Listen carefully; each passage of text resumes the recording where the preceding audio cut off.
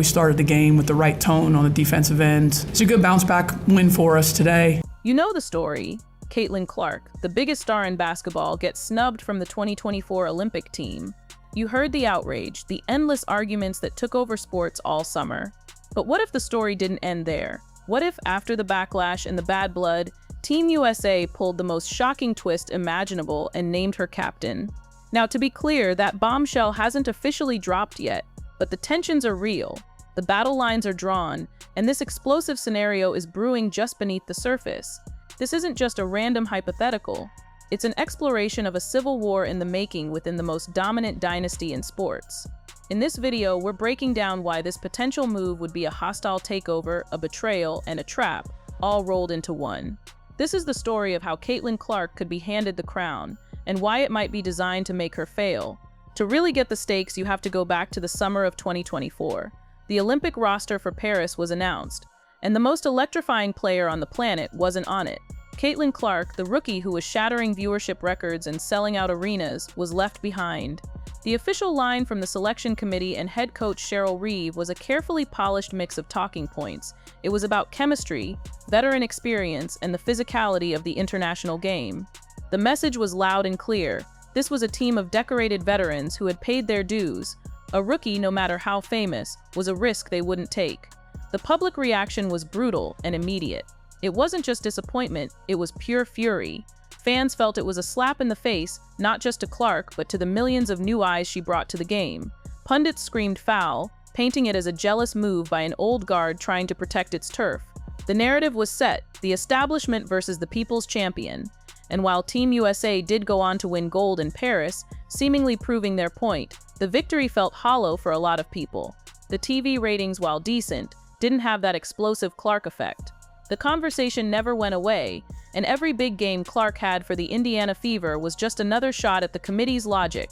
That snub wasn't just a roster choice, it was a cultural flashpoint that drew a line in the sand. After the Olympic drama, Clark didn't just fade into the background, she did the opposite. Her rookie season in the WNBA became a weekly spectacle. She wasn't just playing, she was putting constant, relentless pressure on the very establishment that left her at home. Every logo three, every dazzling no-look pass, and every sold-out arena was a reminder of the power she wielded. The Clark effect wasn't a fluke, it was the new economy of women's basketball. This wasn't a player licking her wounds, this was a player building an empire. While the whispers from her critics continued, can she handle the pros? Is she just hype? Her performance on the court and her impact on the league's bottom line told a different story.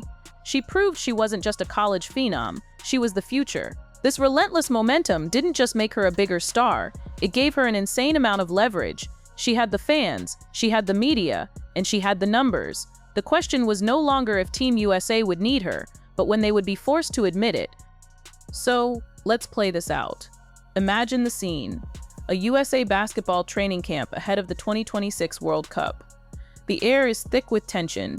Then the head coach walks up to a podium for a routine media session, her face grim. There are no smiles. She reads from a script, her voice flat, and delivers the bombshell. By a vote from the players, Caitlin Clark has been named the new captain.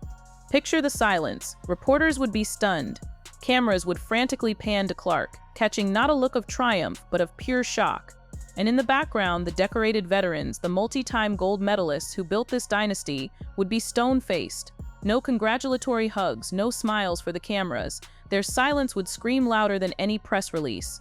This wouldn't look like a coronation. It would look like the execution of the old guard.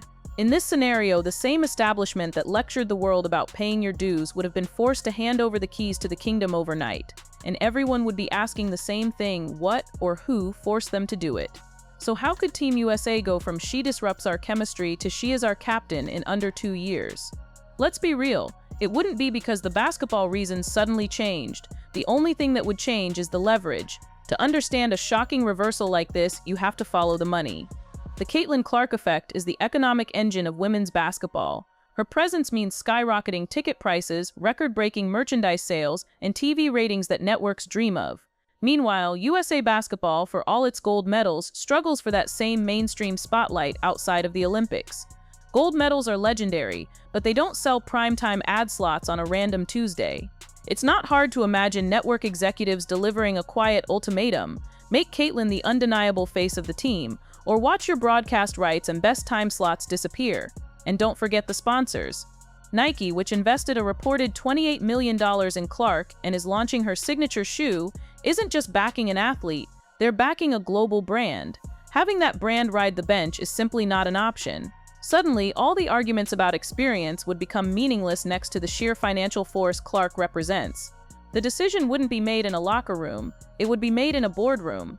In the tight-knit world of Team USA, sisterhood and hierarchy are everything. It's a culture built over decades by legends, based on loyalty and earning your stripes.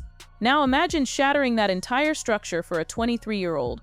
If Clark were named captain, the reaction from the team's veteran core would likely be a coordinated, deafening silence. No public congrats, no welcoming quotes, a clear message of disapproval. Behind the scenes, you could expect a full-blown mutiny. Sources would inevitably leak stories of a locker room split right down the middle, the young guns like Clark, ready to take over, and the established veterans, feeling completely disrespected. You can almost write the anonymous quote now. "She didn't grind for years like we did. This isn't leadership, it's politics." The tension would be insane. Would vets freeze her out in practice? Would they ignore her calls on the court? Clark's basketball IQ is off the charts, but navigating a psychological minefield where your own teammates might be waiting for you to fail, that would be the biggest test of her career. When a promotion seems too good to be true, it often is. There's a dark corporate theory that fits this hypothetical situation perfectly: the glass cliff. It's when someone from an underrepresented group is put in a high-stakes leadership role right when a crisis is happening, a time when the risk of failure is sky-high. If they pull it off, the organization is saved, but if they fail, they become the easy scapegoat. Could Clark's captaincy be a glass cliff? Think about the timing. Team USA is still dominant, but they're more vulnerable than ever. International teams are catching up, and several core veterans are nearing the end of their careers. The 2026 World Cup will be a real fight.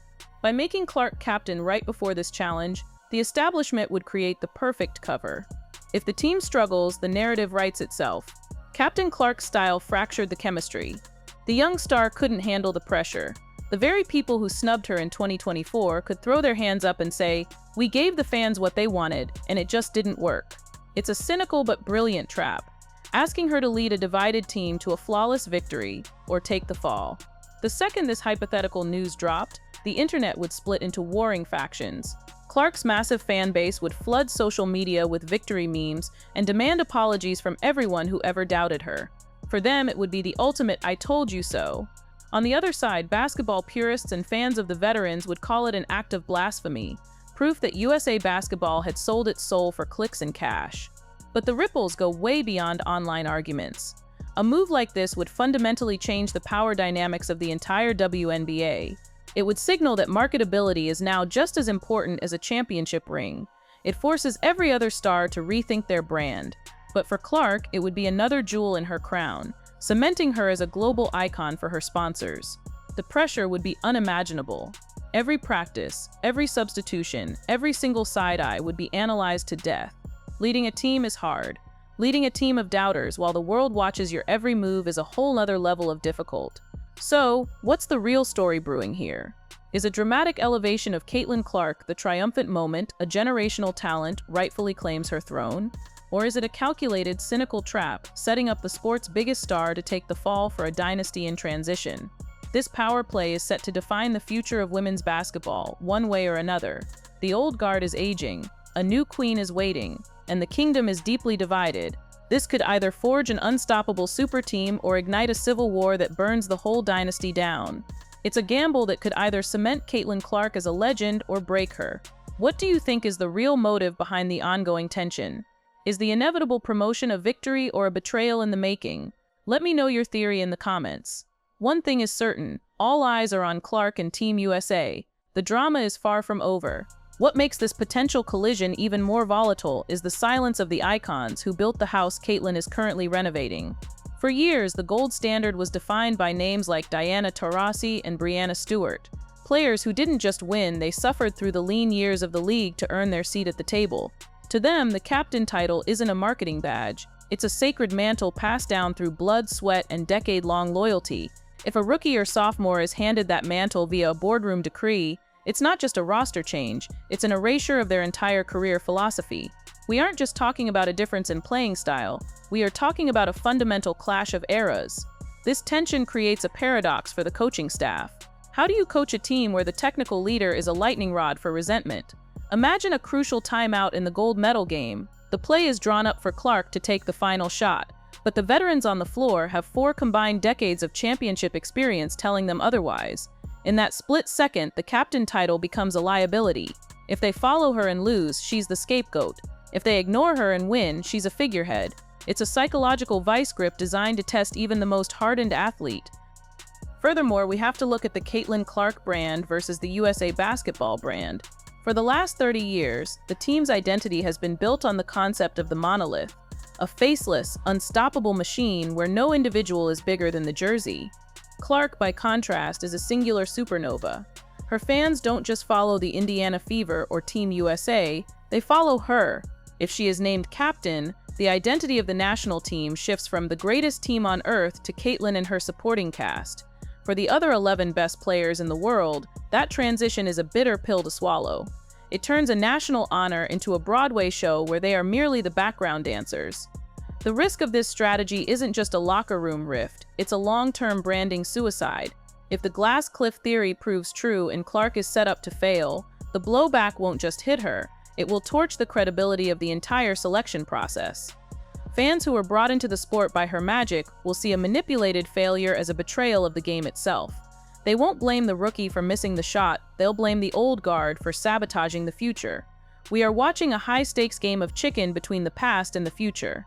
The establishment is trying to figure out how to bottle her lightning without getting burned, while Clark is forced to navigate a path where every honor feels like a double-edged sword.